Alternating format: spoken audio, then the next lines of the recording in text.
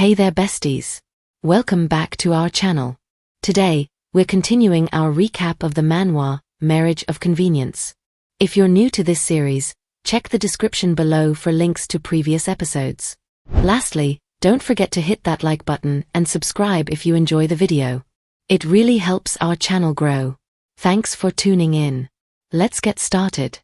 If you covet something you don't deserve, you're essentially risking your life over and over on the battlefield, Zachary said, his tone firm as Bianca watched him steadily. You've experienced that firsthand, but you seem to have forgotten, Viscount Hughes, he added, eyes fixed on his brother. The Viscount frowned slightly, unable to respond. This isn't a battlefield, Count Arno.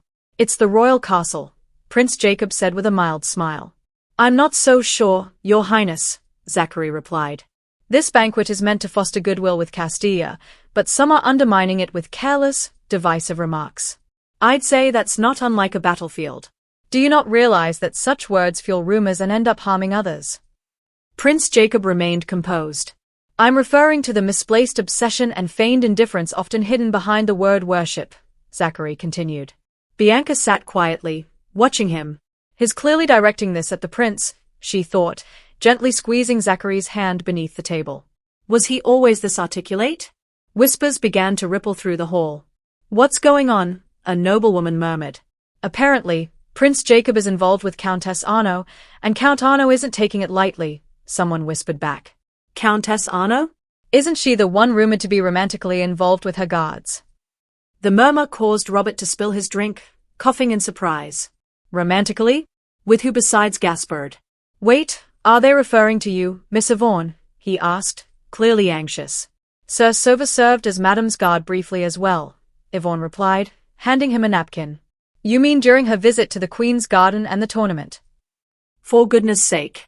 Madame Bianca simply stood near a few men, and now rumors are spreading like wildfire, Sova muttered as the group's attention drifted back toward the banquet table. Still seated, Zachary's expression had grown serious. Zachary, Bianca said calmly. I'm not the kind of man to ignore insults directed at my wife, he replied, his eyes flashing. Bianca smiled faintly, her face softening his. Thank you for defending me. But please, endure it a little longer, she said gently, resting her head on his arm. One only harvests when the fruit is ripe. Bianca wasn't ignoring the whispers either. She knew someone was distorting the truth. She remembered the gossip she overheard at the tournament. Goodness, you mean the lady enjoying romantic strolls with her guards in the royal garden, someone had whispered. Rumors don't spread from nowhere, she thought. Whoever saw me with Gaspard and Sova that day must be here tonight. So, what are your hobbies, Countess Arno? A woman asked in a seemingly casual tone as she approached. They are closer than I expected, Bianca thought, noticing how the woman glanced dismissively at the pared-out necklace Zachary had given her. Hobbies? I'm ashamed to say I don't have any notable ones, Bianca answered, her tone even. The surrounding nobles reacted with mild shock. That can't be. You're married to Count Arno. Surely you go hunting with him? He even took down a bear during the last hunt. A bear? Bianca blinked. Does he really face such danger on his hunts too? Her eyes drifted toward Zachary. It's not just war and tournaments, even his daily life carries risks. I'll set those thoughts aside for now, she told herself. I need to focus on the situation in front of me. She turned back to the curious onlookers. My health isn't the best, so I haven't been able to participate in outdoor activities, she explained. I've only just started learning to ride. Until now, I've spent most of my time knitting or embroidering. Oh my, embroidery? How modest of you, my lady. Then the detailing on your dress today must be your own work, another woman said with a laugh that didn't quite reach her eyes. Bianca held her gaze. The master craftsmen of Arno are exceptionally skilled, she replied warmly. This shawl was their handiwork. Gasps followed as the women leaned closer to inspect the fabric. They are called master craftsmen for a reason. My lady, a nobleman interjected, wasn't this same fabric tied around his lordship's arm during the tournament? No, Bianca said, smiling. I made that handkerchief myself. I even taught our seamstresses in Arno how to craft lace. Lace? So that's what this is. You made it yourself, and taught others as well. I did. Though now, my craftsmen are even more skilled than I am. You could say the pupils have surpassed the teacher. She reached for Zachary's hand again. But when it came to something my husband would wear while risking his life on the field, I wanted to make it myself. I worked on it diligently while we were in Lajas. As their eyes met, Zachary's expression softened. Why do such vile rumors surround a woman with such integrity? Count d'Abbeville said, brows furrowed. Please don't, Lady d'Abbeville whispered, tugging on his sleeve. Bianca smiled gently. Are you referring to the rumor? She asked, watching them. I believe such gossip spreads because I'm quiet and not particularly social. But anyone who truly knows me wouldn't doubt how I feel about my husband. Her love for him must be truly deep, Lady Selina said with a thin smile, snapping her fan shut. In fact, it makes another rumor about the Countess seem all the more believable. Lady d'Abbeville stiffened. What do you mean, my lady? Bianca asked with feigned innocence. Lady Selina recalled Auntie's words. Countess Arno suffers from jealous delusions. She was even said to punish a maid just for catching his lordship's eye. You speak as though you saw it with your own eyes, Lady Selina. Are you prepared to stand by your words? Count d'Abbeville asked firmly. He's right. You're accusing Countess Arno of serious misconduct, another lady added. Of course I can, Lady Selina said cheerfully. I even have a witness. She looked toward Lady d'Abbeville. Isn't that right? From her seat, Bianca's smile deepened. Rejoice, Zachary. The harvest is close at hand. A witness? Count d'Abbeville asked, turning toward his wife, who clutched his arm in silence. What's this about a witness, Catherine?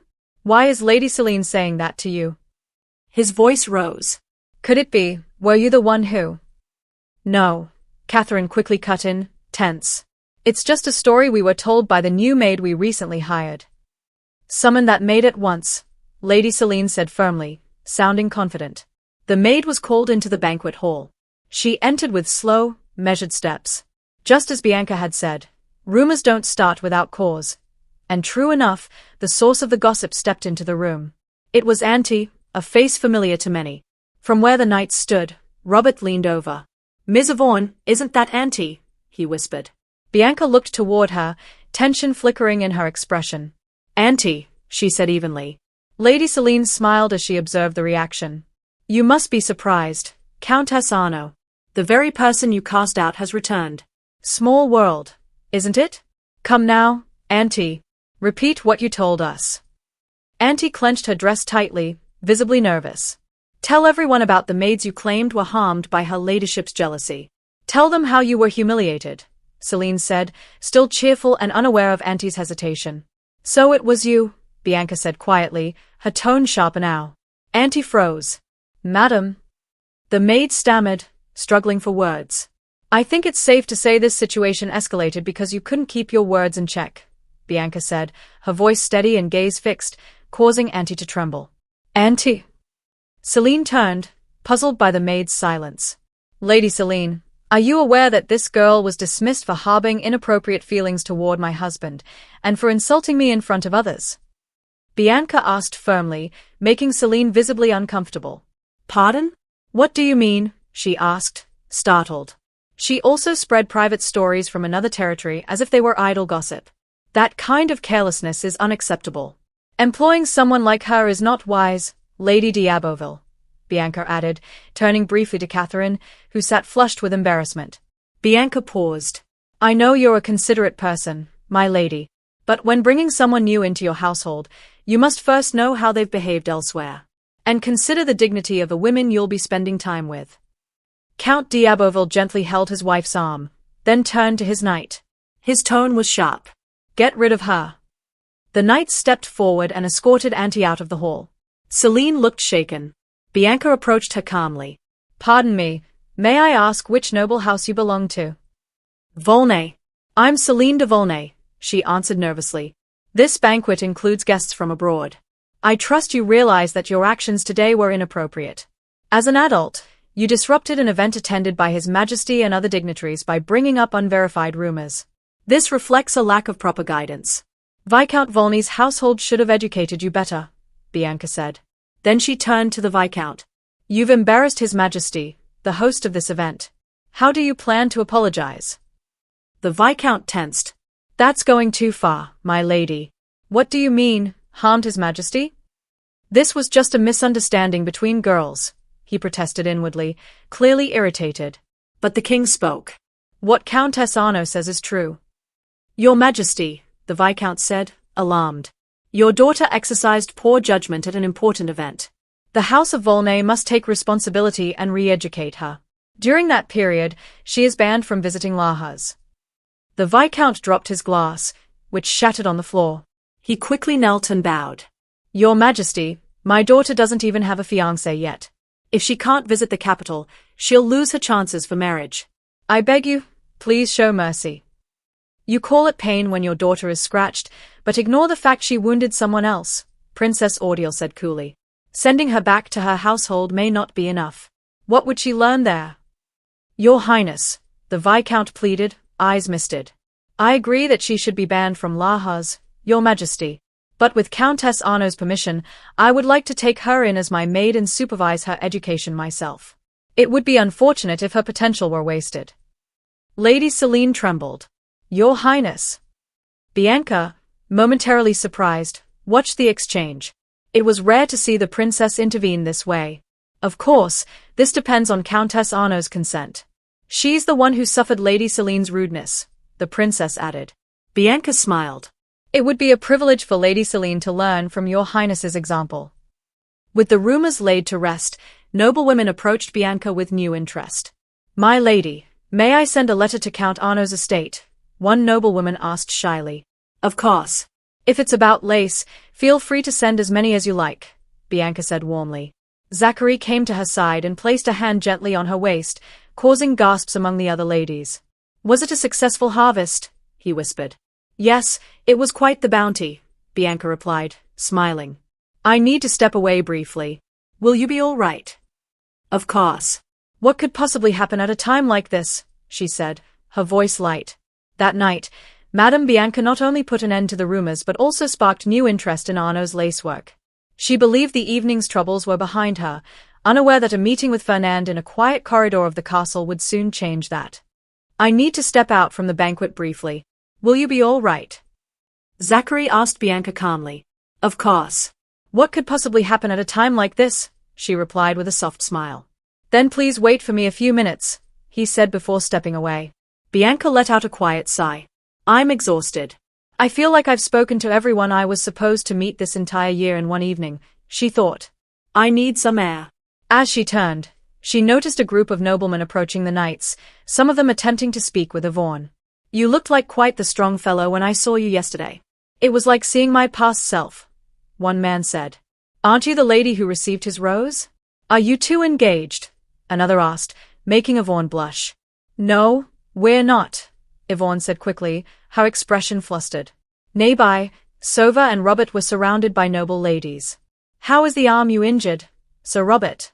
When your shield broke, it felt like my heart shattered with it, one lady gushed. It's fine now, Robert replied, his cheeks red. You're so manly, even while eating, Sir Sova, another chimed. Bianca stifled a laugh. Now isn't the time to be munching on drumsticks, Sir Sova, she thought, watching him absorbed in the food. Everyone seems to be enjoying themselves. I don't want to interrupt, she decided and quietly stepped out of the castle for some fresh air. Unbeknownst to her, Viscount Hughes was watching from afar, a sly smirk on his face. He swirled his glass and murmured, The curtains rise on our little play, Your Highness. I hope you enjoy the show. Outside, a cloaked figure approached Bianca from behind and suddenly held her. She flinched. It looks like we can finally spend some time alone, Fernand whispered. Bianca turned sharply, her expression hardening as she realized who it was. I'm delighted, my lady, Fernand said, still holding her as she tried to break free. From inside, Prince Jacob caught sight of the scene unfolding in the garden. He sipped his drink, thoughtful. Your Highness, Prince Jacob, a voice called. It was Viscount Volnay, breathing heavily. Ah, Viscount Volnay. Enjoying the capital's banquet, the prince said coolly. Why the cold shoulder, Your Highness? I gave you that generous sum in hopes you'd help me out in situations like the one earlier, the Viscount muttered. Didn't you say that money was merely a token of goodwill? Jacob asked, unfazed. The Viscount fell silent. Besides, His Majesty got involved. I couldn't interfere, he added. And as you know, my family doesn't think highly of me. He chuckled to himself. The Viscount looked anxious. If I'm banned from the capital because of Celine's foolishness, I'll lose everything. I'll have my daughter dig up whatever she can about Princess Orderly. As her maid, it should be easy to track her every move, he whispered. But Jacob wasn't listening. His eyes were locked on the garden, where Fernand was still holding Bianca. I thought seeing her humiliated might help me move on, but it's only made my feelings clearer, he thought. I'm going to reject your proposal, Viscount, Jacob said abruptly. I've been in love like a fool. What you've suggested would only make her hate me. He handed his glass to the stunned Viscount and walked off. Your Highness. Wait, the Viscount called, but Jacob didn't turn back. What do I do now? The Viscount thought, his hands trembling. If I lose Prince Jacob, what will become of my standing in Lahaz? Viscount Volney. The voice made him freeze. He turned to see Zachary standing behind him. Count Arno, he stammered. I'm not as patient as people think. I prefer removing problems to reasoning with them, Zachary said coldly. You misunderstand, Count. I know my daughter was careless with her words, but… There's something you need to understand, Zachary cut in. Your territory borders both Aragon and my domain, does it not? The Viscount blinked. Aragon always invades from the north, but perhaps this time, they'll come from the south, Zachary said pointedly. Are you saying you'd disguise your forces as the enemy? The Viscount asked, pale. Zachary leaned in. There are no Margraviates near your lands. No one would be able to send help. Think about that. I understand. My lord, I swear, I'll stay as quiet as the dead, the Viscount muttered. Zachary turned and walked away. That should be enough to scare him off, he thought. Now, I need to get back to Bianca.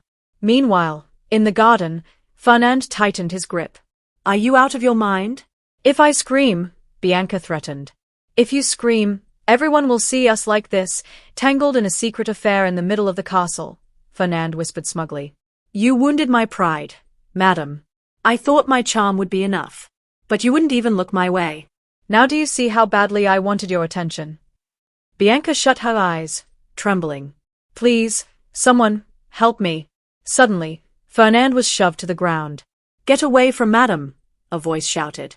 Bianca turned. Yvonne. Blood trickled down Fernand's face from a cut. Blood? My face, he said in disbelief. His expression turned dark. You dared to touch my face? You insolent wenches, he growled, rising to his feet. How dare you injure my face? Fernand snapped, rising unsteadily from the ground as blood trickled from a cut on his cheek. Bianca and Yvonne instinctively clung to one another, tense and afraid. We're insolent, Bianca replied, her voice shaking but firm. That's rich coming from someone no one would miss if they ground you up and fed you to the dogs. Fernand smirked despite the pain. So, you've dropped the innocent act. That's some sharp tongue, my lady. He wiped at the blood. You could have pushed me away, but you didn't. I know you wanted me to kiss you. He's insane, Bianca whispered to Yvonne, trying to move behind her. Stay back, she yelled as Fernand stepped closer.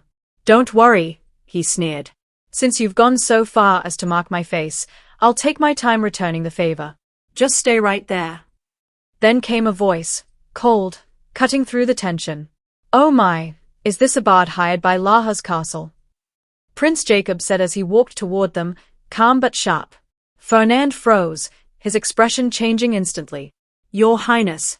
Prince Jacob, he stammered. How dare a performer harass a noblewoman inside the royal castle, and on a day like this?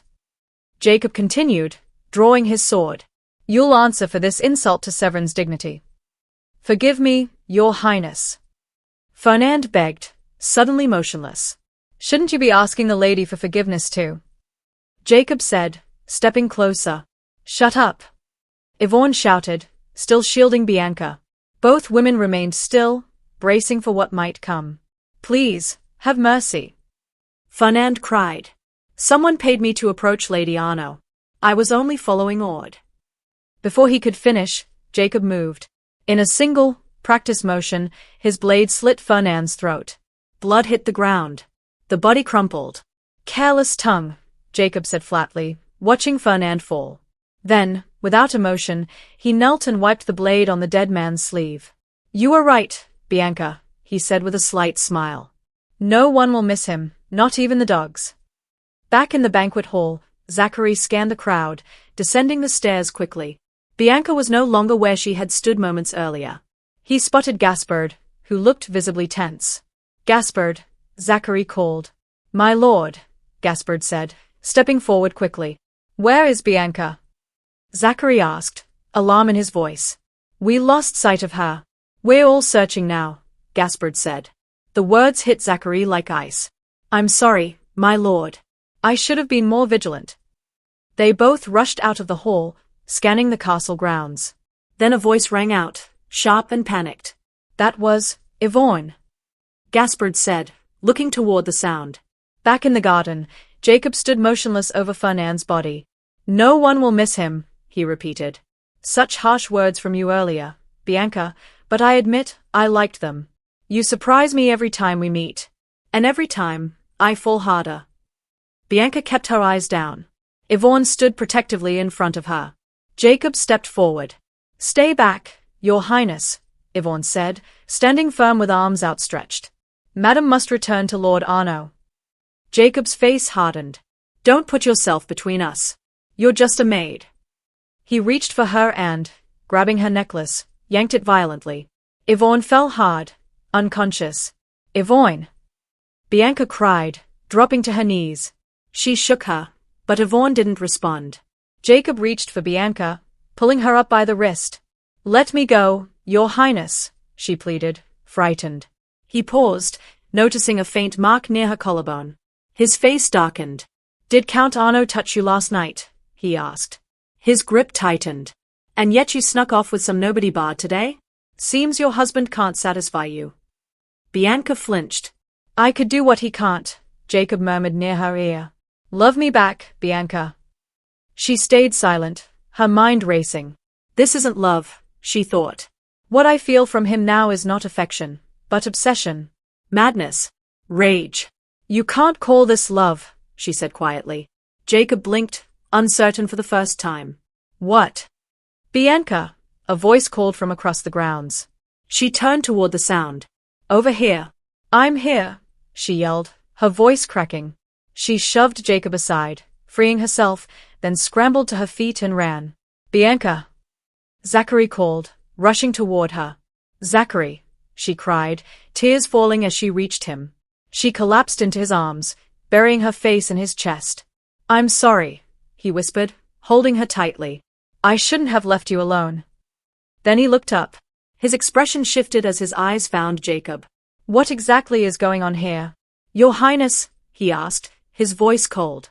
There was silence between them as Zachary took in the scene. His eyes settled on Fernand's lifeless body, then Yvonne, motionless on the ground. Just then, the three knights arrived. Gaspard froze when he saw Yvonne. Yvonne, he called, rushing to her side. Madam, she murmured weakly. He gently lifted her, cupping her face with trembling hands.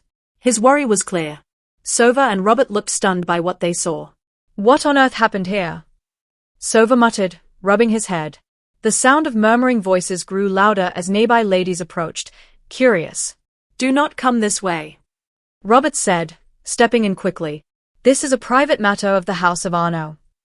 Please, Sova added, trying to diffuse the attention, stay back.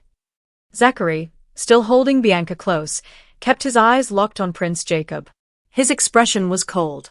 Your Highness, he said evenly, you'll have to explain why my wife is so frightened.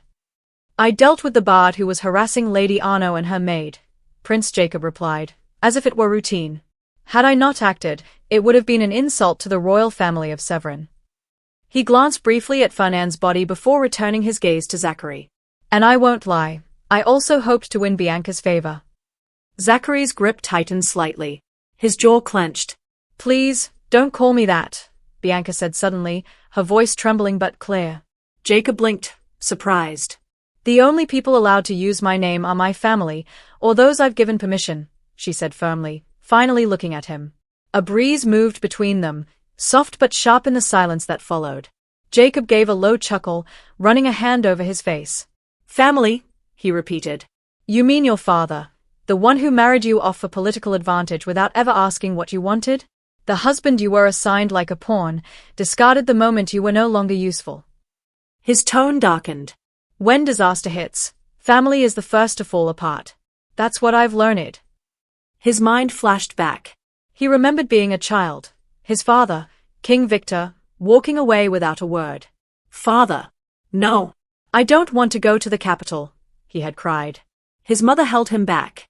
When he resisted, she slapped him across the face, then pulled him into an embrace. Jacob, you are His Majesty's son. The child of King Victor of Severin.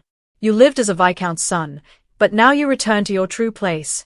To your real family, the ones who love you.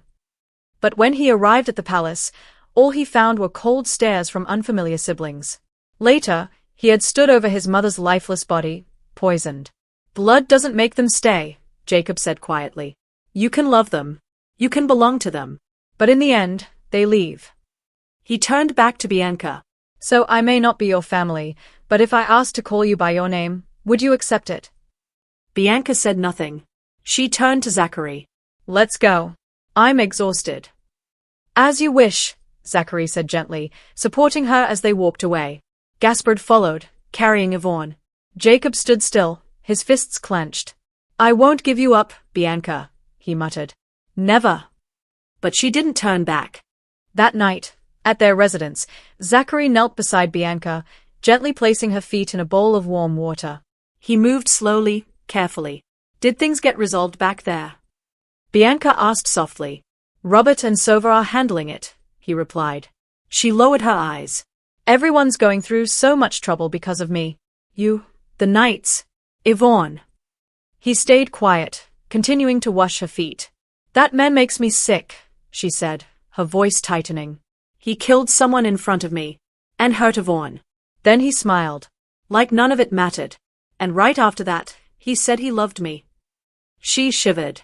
Zachary remained silent, but his hands stilled for a moment. What will he do next? She whispered. He could be working with Aragon even now. There could be war again, and you. She paused, her thoughts swirling. My love for you isn't the only thing that's changed. Somehow, I became a point of contact in his life. He's fallen for me. And that didn't happen before. This wasn't part of the life I lived. Everything could change now, everything. She pressed her palms to her face, trembling. Zachary noticed.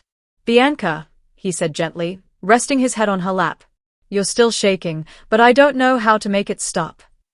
I'm scared, she admitted. But I'm also angry. There's so much I have to protect, but I don't even have the strength to protect myself.